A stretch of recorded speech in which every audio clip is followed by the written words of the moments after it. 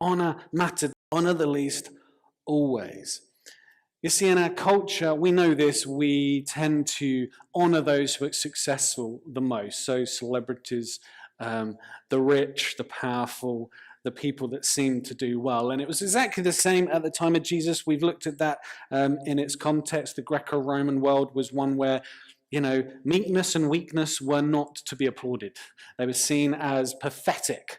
You wanted to hold a high standard of honor. You wanted to be seen to be strong. You wanted to dominate. That was really the essence of what it was seen to be successful, to have high standing in society back then. It was dominance and strength and honor. That's why warriors, their ultimate goal, weirdly, was to die with honor. Because it mattered. Honor mattered. And so anything other than that brought shame on you, your family, and it brought some issues. Because if we think about that, and I want you to align it with the world that we live in as well, there's a number of things here. So think about, you couldn't be poor. You couldn't be sick.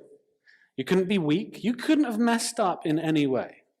If you wanted honor, those things bring shame. Because if you were part of that set up, and that was your circumstances, you were seen as less. Not just with the Romans, but particularly in the religious world. So think about this. If your genetics let you down, if you made a mistake, if life took a turn for the worst, if you were a woman or a child, if you did someone a disservice or you were a slave, all that meant was you were inferior and less.